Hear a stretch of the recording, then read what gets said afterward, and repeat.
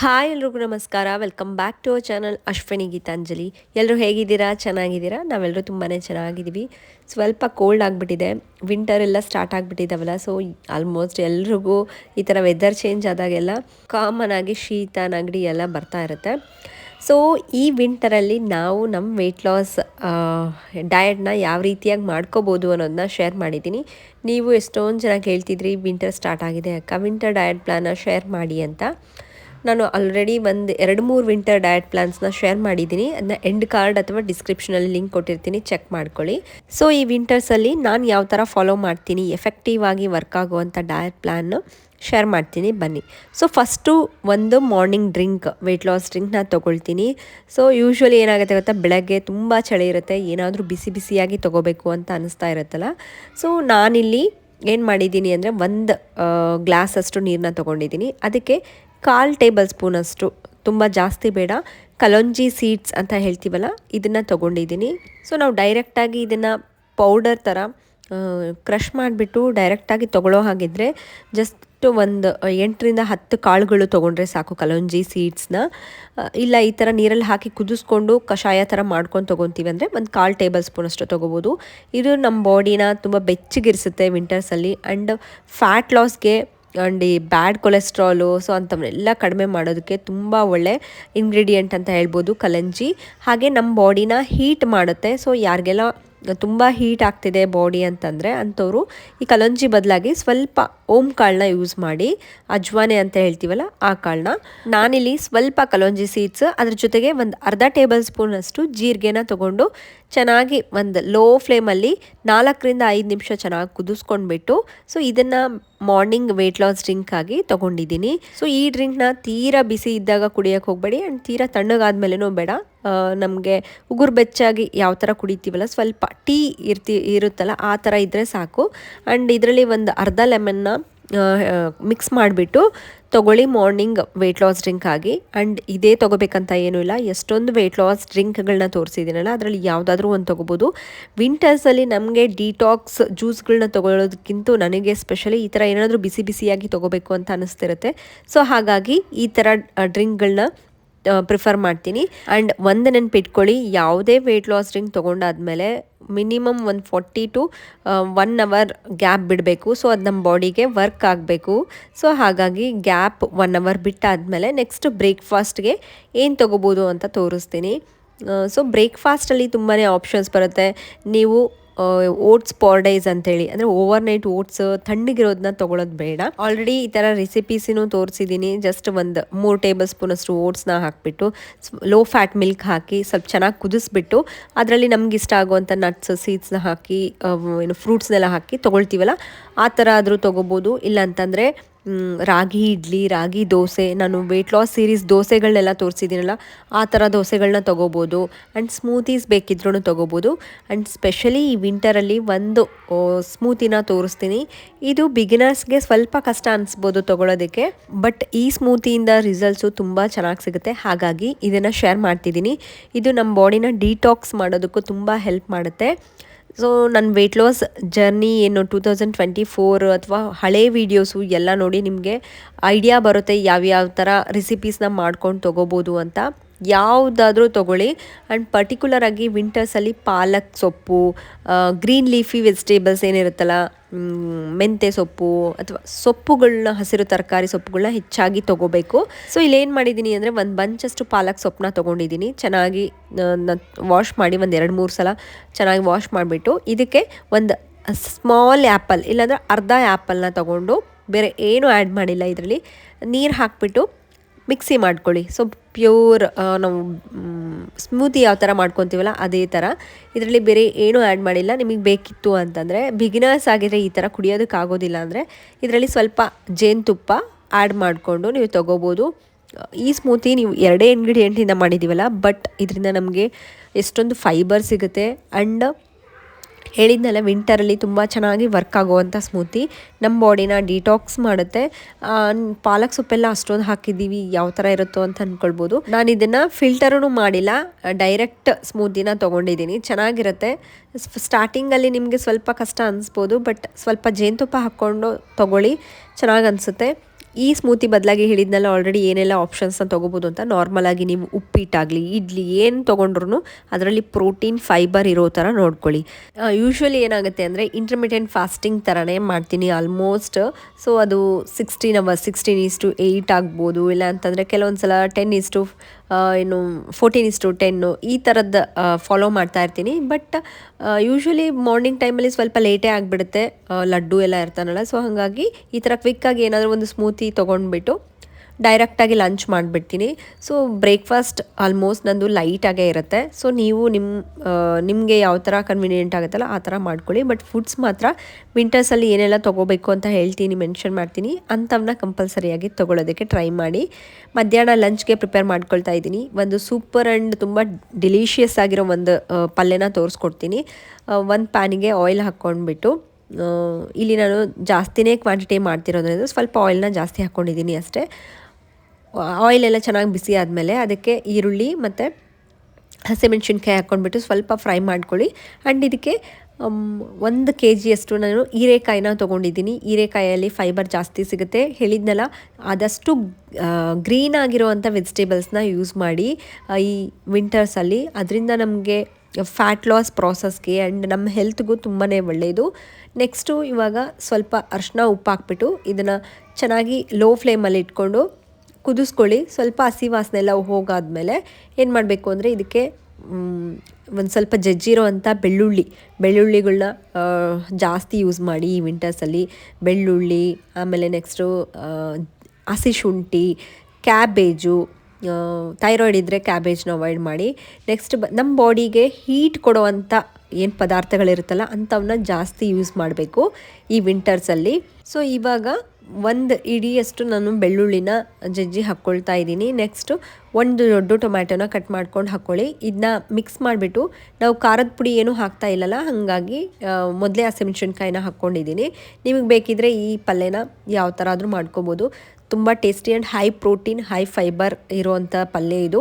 ಇದಕ್ಕೆ ನಿಮಗೆ ಏನಾದರೂ ಮಸಾಲ, ಚಿಕನ್ ಮಸಾಲ ಆಗಿರ್ಬೋದು, ಇಲ್ಲಾಂತಂದರೆ ಗರಂ ಮಸಾಲ, ಇಲ್ಲಾಂದರೆ ಮ್ಯಾಗಿ ಮಸಾಲ ಈ ಥರದನ್ನ ಏನಾದರೂ ಇದ್ದರೆ ಆ್ಯಡ್ ಮಾಡಿಕೊಂಡು, ಫೈನಲ್ ಆಗಿ ಹೀರೆಕಾಯಿ ಎಲ್ಲ ಬೆಂದಿದೆ ಅಂದಾದಮೇಲೆ ಆವಾಗ ಮೊದಲೇ ಕುದಿಸಿಟ್ಕೊಂಡಿರೋವಂಥ ಹೆಸ್ರು ಕಾಳು ಏನಿರುತ್ತಲ್ಲ ಅದನ್ನ ನಾನು ನೆನೆಸಿಟ್ಟಿಲ್ಲ, ಡೈರೆಕ್ಟ್ ಕುಕ್ಕರಲ್ಲಿ ಒಂದೇ ಒಂದು ವಿಷಲ್ ಹಾಕಿಬಿಟ್ಟು ಕುದಿಸ್ಕೊಂಡಿದ್ದೀನಿ ಹೆಸ್ರು ಕಾಳನ್ನ.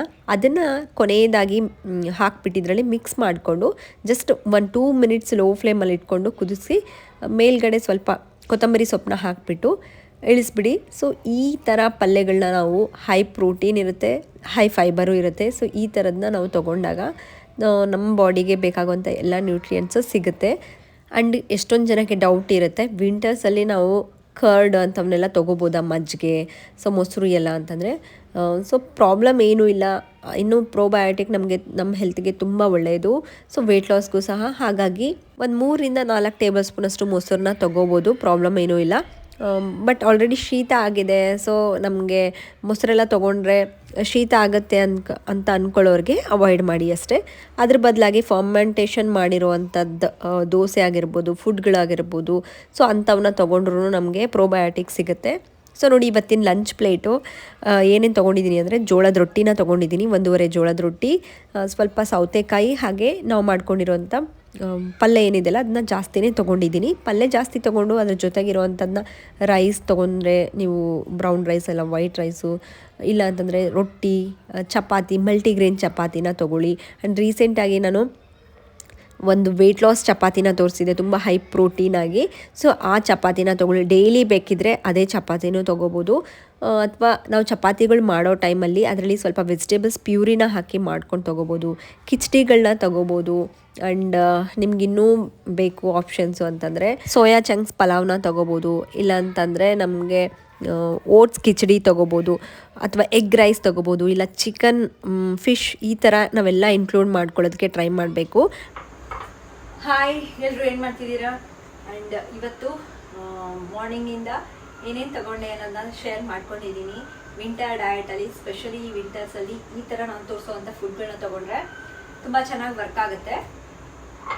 ಈವ್ನಿಂಗ್ ಸ್ನ್ಯಾಕ್ಸಿಗೆ ನಾನು ಗ್ರೀನ್ ಟೀ ತೊಗೊಳ್ಳೋಣ ಅಂತ ಅಂದ್ಕೊಂಡಿದ್ದೀನಿ. ಗ್ರೀನ್ ಟೀ ತೊಗೊಂಡಾಗ ಡೈಜೆಷನ್ ತುಂಬ ಚೆನ್ನಾಗಾಗುತ್ತೆ, ಅದು ಒಂದು ಅಬ್ಸರ್ವ್ ಮಾಡಿದ್ದೀನಿ. ಆ್ಯಂಡ್ ಸ್ವೀಟ್ ಕ್ರೇವಿಂಗ್ಸು ಅಂಥವೆಲ್ಲ ಆಗೋದಿಲ್ಲ. ನನಗೆ ಪರ್ಸ್ನಲಿ ಅಬ್ಸರ್ವ್ ಮಾಡಿರೋದು ಅದು. ಸೊ ಗ್ರೀನ್ ಟೀ ಬದಲಾಗಿ ಈವ್ನಿಂಗ್ ಟೈಮಲ್ಲಿ ನೀವು ಯಾವುದೇ ಥರದ ಹರ್ಬಲ್ ಟೀ, ಜಿಂಜರ್ ಟೀ ಅಥವಾ ಜೀರಾ ಟೀ ಅಥವಾ ಬೇರೆ ಯಾವುದಾದ್ರೂ ಹರ್ಬಲ್ ಟೀನ ನೀವು ಈವ್ನಿಂಗ್ ಟೈಮಲ್ಲಿ ತೊಗೊಳ್ಳಿ. ಸೊ ನಾನು ಗ್ರೀನ್ ಟೀ ಜೊತೆಗೆ ನೋಡಿ ಒಂದು ಇಡಿಯಷ್ಟು ರೋಸ್ಟೆಡ್ ಪೀನಟ್ಸ್ನ ತೊಗೊಂಡಿದ್ದೀನಿ, ತೋರಿಸ್ತೀನಿ ನಿಮಗೆ. ಸೊ ಶೇಂಗಾ ಹೈ ಪ್ರೋಟೀನ್ ಇರೋದ್ರಿಂದ ಅದೂ ಅಷ್ಟೇ ತೀರಾ ಜಾಸ್ತಿ ಬೇಡ, ನಮಗೆ ಅದರಲ್ಲಿ ಹೆಲ್ದಿ ಫ್ಯಾಟು ಸಿಗುತ್ತೆ, ಫ್ಯಾಟ್ ಜೊತೆಗೆ ಪ್ರೋಟೀನು ಸಿಗುತ್ತೆ. ಹಾಗಾಗಿ ಯಾವುದೇ ಆಗಲಿ ನಮಗೆ ನಾನು ಎಷ್ಟು ಹೇಳಿರ್ತಿಲ್ಲ ಅಷ್ಟು ಪೋರ್ಷನ್ ನೀವು ತೊಗೊಂಡ್ರೆ ವೆಯ್ಟ್ ಲಾಸ್ಗೆ ತುಂಬ ಚೆನ್ನಾಗಿ ವರ್ಕ್ ಆಗುತ್ತೆ. ನಾನು ಶೇರ್ ಮಾಡಿರೋಂಥ ಈ ವಿಂಟರ್ ಡಯಟ್ ಪ್ಲಾನ್ನ ರೆಗ್ಯುಲರ್ ಆಗಿ ಸ್ಟ್ರಿಕ್ಟ್ ಆಗಿ 1 ಮಂತ್ ನೀವು ಚಾಲೆಂಜ್ ಥರ ತೊಗೊಂಡು ಮಾಡಿ ನೋಡಿ. ಸೊ ನಿಮಗೆ ಯಾರೆಲ್ಲ ಓವರ್ ವೇಟ್ ಇರ್ತಾರಲ್ಲ, ಸೊ ಅಂಥವ್ರು ಈಸಿಯಾಗಿ 15 kg ಅಷ್ಟು ವೆಯ್ಟ್ನ ಕಡಿಮೆ ಮಾಡ್ಕೋಬೋದು. ಸೊ ಅಷ್ಟು ಪವರ್ಫುಲ್ ಆಗಿರೋಂಥ ವಿಂಟರ್ ಡಯಟ್ ಪ್ಲಾನ್ ಇದು. ಆ್ಯಂಡ್ ಯಾರು BMIಗೆ ಅಂದರೆ ಹತ್ರ ಇರ್ತಾರಲ್ಲ, ಸೊ ಅಂಥವರು ಒಂದು 5 to 6 kg ಕಡಿಮೆ ಆಗ್ಬೋದು. ಸೊ ಆರಾಮಾಗಿ ಹೆಲ್ದಿ ವೇಯಲ್ಲಿ ನಾವು ವೆಯ್ಟ್ನ ಯಾವ ಥರ ಕಡಿಮೆ ಮಾಡ್ಕೋಬೋದು ಅಂತ ಶೇರ್ ಮಾಡಿದ್ದೀನಿ. ಸೊ ಗ್ರೀನ್ ಟೀ ಜೊತೆಗೆ ನಾನಿಲ್ಲಿ ಸಾಯಂಕಾಲ ಸ್ನ್ಯಾಕ್ಸಿಗೆ ತೊಗೊಂಡಿರೋದು 1 ಇಡಿಯಷ್ಟು ಶೇಂಗಾ ಬೀಜ, ಲೈಕ್ ಜಸ್ಟ್ ರೋಸ್ಟ್ ಮಾಡಿರೋಂಥ ಶೇಂಗಾ ಬೀಜನ ತೊಗೊಂಡಿದ್ದೀನಿ. ಇದ್ರ ಬದಲು ಆಪ್ಷನು ಏನಾದರೂ ಹೆಲ್ದಿ ಆಗಿರೋವಂಥದ್ದನ್ನ ತೊಗೊಳ್ಳಿ. ರೋಸ್ಟೆಡ್ ಮಕಾನ, ಇಲ್ಲ ಅಂತಂದರೆ ಏನಾದರೂ ಒಂದು ಪ್ರೋಟೀನ್ ಲಡ್ಡು, ಈ ಥರ ಲೋ ಕ್ಯಾಲರಿ ಇರಬೇಕು, ಅಥವಾ ಫ್ರೂಟ್ ಬೇಕಿದ್ರೂ ತೊಗೋಬೋದು. ಆ್ಯಂಡ್ ನಾನಿಲ್ಲಿ ಈವ್ನಿಂಗ್ ಸ್ನ್ಯಾಕ್ಸ್ ಆದಮೇಲೆ ನೈಟ್ ಡಿನ್ನರ್ಗೆ ಪ್ರಿಪೇರ್ ಮಾಡ್ಕೊಳ್ತಾ ಇದ್ದೀನಿ. ಈ ಡಿನ್ನರ್ ಅಂತೂ ಬೆಸ್ಟ್ ಆಪ್ಷನ್, ಕ್ವಿಕ್ಕಾಗಿ ಇನ್ಸ್ಟಂಟಾಗಿ ಮಾಡ್ಕೊಳ್ಳೋದಕ್ಕೆ. ಆ್ಯಂಡ್ ಮನೆಯಲ್ಲಿ ಎಲ್ಲರಿಗೂ ಇಷ್ಟ ಆಗಿತ್ತು ಗೊತ್ತಾ, ಲೋ ಕ್ಯಾಲರಿ. ಇದನ್ನು ನೀವು 4 ದೋಸೆಗಳನ್ನ ತೊಗೊಂಡ್ರೂ ಆರಾಮಾಗಿ ವೆಯ್ಟ್ ಲಾಸ್ ಆಗುತ್ತೆ. ಸೊ ಆ ಥರ ಒಂದು ರೆಸಿಪಿನ ತೋರಿಸ್ಕೊಡ್ತೀನಿ ಬನ್ನಿ. ಆ್ಯಂಡ್ ಇಲ್ಲಿ ಏನು ಮಾಡಿದ್ದೀನಿ ಅಂದರೆ, ಒಂದು ಅರ್ಧ ಕಪ್ಪಷ್ಟು ಓಟ್ಸ್ನ ನಾನು ಮೊದಲೇ ಒಂದು ಅರ್ಧ ಗಂಟೆ ಮುಂಚೆನೇ ನೆನೆಸಿಟ್ಕೋಬೇಕು. ಇದನ್ನು ಸ್ವಲ್ಪ ನೆಂದರೆ ಚೆನ್ನಾಗಿ ಬರುತ್ತೆ ಅಂತ ಹೇಳಿಬಿಟ್ಟು ರೋಲ್ಡ್ ಓಟ್ಸ್ನ ತೊಗೊಂಡಿದ್ದೀನಿ. ಇದನ್ನು ಒಂದು 2-3 ಸಲ ತೊಳೆದುಬಿಟ್ಟು ನೀರು ಹಾಕಿ ಒಂದು ಅರ್ಧ ಗಂಟೆ ನೆನೆಸಿಟ್ಕೋಬೇಕು. ಸೊ ಈಗ ನೆನೆಸಿಟ್ಕೊಂಡಿರುವಂಥ ಓಟ್ಸ್ನ ಏನು ಮಾಡಬೇಕು ಅಂದರೆ ಒಂದು ಮಿಕ್ಸಿ ಜಾರ್ಗೆ ಹಾಕ್ಕೊಂಡಿದ್ದೀನಿ. ನಾನಿಲ್ಲಿ ತೋರಿಸಿರೋವಂಥ ಕ್ವಾಂಟಿಟಿಗೆ ಒಂದು 6 ದೋಸೆಗಳು ಆಗುತ್ತೆ. ಸೊ ಮಕ್ಕಳು ಇರ್ತಾರಲ್ಲ, ಅವ್ರಿಗೂ ತಿಂತಾರೆ ಅಂತ ಹೇಳ್ಬಿಟ್ಟು ಸ್ವಲ್ಪ ಜಾಸ್ತಿನೇ ಮಾಡ್ಕೊಂಡಿದ್ದೀನಿ. ನೋಡಿಕೊಂಡು ನೀವು ಮಾಡ್ಕೊಳ್ಳಿ. ಇವಾಗ ಏನು ಮಾಡಬೇಕು ಅಂದರೆ, ಇದಕ್ಕೆ ಕ್ಯಾರೆಟು, ಸೊ ನಿಮ್ಮ ಮನೇಲಿ ಏನು ವೆಜಿಟೇಬಲ್ಸ್ ಇರುತ್ತಲ್ಲ ಅದನ್ನು ಆ್ಯಡ್ ಮಾಡ್ಕೋಬೋದು. ನಾನಿಲ್ಲಿ ಕ್ಯಾರೆಟ್ನ ಆ್ಯಡ್ ಮಾಡ್ಕೊಂಡಿದ್ದೀನಿ. ಕ್ಯಾರೆಟ್ ಬದಲಾಗಿ ಬೀಟ್ರೂಟ್ ಆದರೂ ಆ್ಯಡ್ ಮಾಡ್ಕೊಳ್ಳಿ, ಇಲ್ಲ ಪಾಲಕ್ ಸೊಪ್ಪು ಈ ಥರ ಆ್ಯಡ್ ಮಾಡ್ಕೊತೀವಂದ್ರೂ ಆ್ಯಡ್ ಮಾಡ್ಕೋಬೋದು.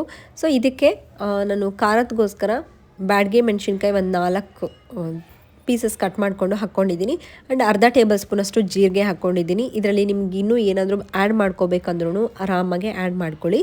ಸೊ ನಾನಿಲ್ಲಿ ಏನು ಮಾಡಿದ್ದೀನಿ ಅಂದರೆ, ಅವೆಲ್ಲ ಹಾಕಿ ಸ್ವಲ್ಪ ನೀರು ಹಾಕ್ಬಿಟ್ಟು ಮಿಕ್ಸಿ ಮಾಡ್ಕೊಂಡಿದ್ದೀನಿ. ಆ್ಯಂಡ್ ಕೊನೆಯದಾಗಿ ನಾನು ಅದೇ ಮಿಕ್ಸಿ ಮಾಡ್ಕೊಂಡಿರೋವಂಥ ಮಿಕ್ಸರ್ಗೆ 1 ಇಡಿಯಷ್ಟು ಪುದೀನ ತೊಗೊಂಡಿದ್ದೀನಿ. ಫ್ಲೇವರ್ ತುಂಬ ಚೆನ್ನಾಗಿರುತ್ತೆ ಆ್ಯಂಡ್ ಒಳ್ಳೆಯದು, ಡೈಜೆಷನ್ಗೂ ಒಳ್ಳೆಯದು. ಸೊ ಕೊನೆಯದಾಗಿ ನಾನು ಏನು ಮಾಡಿದ್ದೀನಿ ಅಂದರೆ, ಪುದೀನ ಹಾಕ್ಕೊಂಡು ಅದಕ್ಕೆ ಸ್ವಲ್ಪ ಉಪ್ಪು ಹಾಕ್ಕೊಂಡ್ಬಿಟ್ಟು ಜಸ್ಟ್ 10 ಸೆಕೆಂಡ್ಸ್ ನಾನು ಮಿಕ್ಸಿ ಮಾಡ್ಕೊಂಡಿದ್ದೀನಿ. ಸೊ ಈ ಥರ ಇರುತ್ತೆ ನೋಡಿ. ನಾವು ಆ್ಯಡ್ ಮಾಡ್ಕೊಂಡಿರೋ ಪುದೀನ ತರಿಯಾಗಿರುತ್ತೆ ಆ್ಯಂಡ್ ತಿನ್ನೋದಕ್ಕೂ ತುಂಬ ಟೇಸ್ಟಿಯಾಗಿರುತ್ತೆ. ಇವಾಗ ಇದಕ್ಕೆ ನೀರು ಎಷ್ಟು ಬೇಕೋ ಅಷ್ಟು ನೋಡಿಕೊಂಡು ಕನ್ಸಿಸ್ಟೆನ್ಸಿ, ನಾವು ದೋಸೆಗೆ ಯಾವ ಥರ ಬ್ಯಾಟರ್ ರೆಡಿ ಮಾಡ್ಕೊತೀವಲ್ಲ ಅದೇ ಥರ ಕನ್ಸಿಸ್ಟೆನ್ಸಿನ ನಾವು ಮಾಡ್ಕೊಂಡ್ಬಿಟ್ಟು, ದೋಸೆಗಳು ಯಾವ ಥರ ಮಾಡ್ಕೊತೀವಲ್ಲ ಅದೇ ಥರ, ಬಟ್ ಮಾಡ್ಕೊಳ್ಳೋ ಪ್ರೊಸೀಜರ್ ನೋಡಿ. ಇದು ಬರೀ ಓಟ್ಸಿಂದ ಮಾಡಿರೋದ್ರಿಂದ ನಮಗೆ ತೀರಾ ದೊಡ್ಡ ದೋಸೆಗಳು ಬರೋದಿಲ್ಲ. ಸೊ ನಾನು ತೋರಿಸ್ತಿದ್ದೀನಿ ಯಾವ ಥರ ದೋಸೆಗಳು ಮಾಡ್ಕೋಬೇಕು ಅಂತ. ಸೊ ಆ ಥರ ನೀವು ಮಾಡಿಕೊಂಡ್ರೆ ಆರಾಮಾಗಿ ಈ ಸೈಜಲ್ಲಿರೋವಂಥ ದೋಸೆಗಳು, ನೀವು 4 ದೋಸೆಗಳು ತೊಗೊಂಡ್ರೂ ನಮಗೆ ವೆಯ್ಟ್ ಲಾಸ್ಗೆ ತುಂಬ ಚೆನ್ನಾಗಿ ವರ್ಕ್ ಆಗುತ್ತೆ. ಯಾಕಂದರೆ ಇದರಲ್ಲಿ ತುಂಬ ಲೋ ಕ್ಯಾಲರಿ ಇರುತ್ತೆ. ಸೊ ಹಾಗಾಗಿನೇ ಈ ದೋಸೆಗಳನ್ನ ವೆಯ್ಟ್ ಲಾಸ್ ಟೈಮಲ್ಲಿ, ನಮ್ಮ ವೆಯ್ಟ್ ಲಾಸ್ ಜರ್ನಿಯಲ್ಲಿ ಇನ್ಕ್ಲೂಡ್ ಮಾಡ್ಕೊಂಡಾಗ ನಮಗೆ ಸ್ಯಾಟಿಸ್ಫೈಡ್ನೂ ಇರುತ್ತೆ, ಎಷ್ಟೊಂದು ತಿಂದಿದ್ದೀವಪ್ಪ ಅಂತ.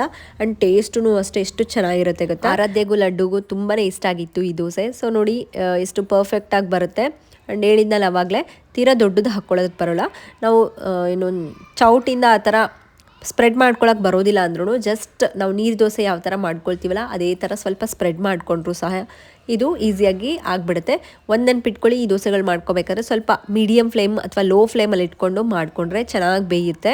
ಈ ದೋಸೆಗಳ ಜೊತೆಗೆ ನಾನು ವೈಟ್ ಚಟ್ನಿನ ಮಾಡ್ಕೊಂಡಿದ್ದೆ ಕಾಂಬಿನೇಷನ್ ಆಗಿ. ಆ್ಯಂಡ್ ಮಕ್ಕಳು ತಿಂತಾರೆ ಅಂದ್ಬಿಟ್ಟು, ವೈಟ್ ಚಟ್ನಿ ಅಂದರೆ ಏನೂ ಇಲ್ಲ, ಸ್ವಲ್ಪ ಹಸಿ ಕೊಬ್ಬರಿ ಮತ್ತು ಅದರಲ್ಲಿ ಸ್ವಲ್ಪ ಶೇಂಗಾ ಹಾಕಿಬಿಟ್ಟು ಸ್ವಲ್ಪ ಜೀರಿಗೆ ಹಾಕಿ ಸಾಲ್ಟ್ ಹಾಕ್ಬಿಟ್ಟು ಮಿಕ್ಸಿ ಮಾಡ್ಕೊಂಡಿರೋದು. ತುಂಬ ಸಿಂಪಲ್ ಆಗಿರೋವಂಥ ಈ ವೈಟ್ ಚಟ್ನಿ ಇದಕ್ಕೆ ಬೇಕಿತ್ತು ಅಂತಂದರೆ ನೀವು ಒಗ್ಗರಣೆ ಕೊಟ್ಕೋಬೋದು. ನಾನಿಲ್ಲಿ ಒಗ್ಗರಣೆ ಏನು ಕೊಟ್ಟಿಲ್ಲ. ಇದು ಬಿಟ್ಟು ಡಿನ್ನರ್ಗೆ ಬೇರೆ ಏನೆಲ್ಲ ಆಪ್ಷನ್ಸ್ನ ತೊಗೋಬೋದು ಅಂದರೆ ನಾನು ಎಷ್ಟೊಂದು ರೆಸಿಪೀಸ್ನ ತೋರಿಸಿದ್ದೀನಿ. ಅದರಲ್ಲಿ ಯಾವುದಾದ್ರೂ ವೆಯ್ಟ್ ಲಾಸ್ ರೆಸಿಪಿನ ತೊಗೊಂಡು ನೀವು ಮಾಡ್ಕೋಬೋದು. ಏನು ಕ್ಯಾಬೇಜ್ ಎಗ್ ಹಾಕ್ಬಿಟ್ಟು ಆಮ್ಲೆಟ್ ಮಾಡ್ಕೋಬೋದು, ಇಲ್ಲ ಓಟ್ಸ್ ಹಾಕ್ಬಿಟ್ಟು ಆಮ್ಲೆಟ್ ಮಾಡ್ಕೋಬೋದು, ಇಲ್ಲ ಅಂತಂದರೆ ನಮಗೆ ಬೇಸನ್ ಚೀಲ ಯೂಸ್ ಮಾಡ್ಬೋದು, ಇಲ್ಲಾಂದರೆ ದೋಸೆಗಳನ್ನ ಯಾವುದಾದ್ರೂ ಸ್ಮಾಲ್ ಸೈಜ್ ಅಂದರೆ 2 ದೋಸೆಗಳನ್ನ ತೊಗೋಬೋದು. ಸೊ ಈ ಥರ ಹಲವಾರು ಆಪ್ಷನ್ಸ್ ಇರುತ್ತೆ. ಸೊ ಈ ವಿಂಟರ್ ಡಯಟ್ ಪ್ಲಾನ್ ಇಷ್ಟ ಆಗಿದ್ದರೆ ಪ್ಲೀಸ್ ಲೈಕ್ ಮಾಡಿ.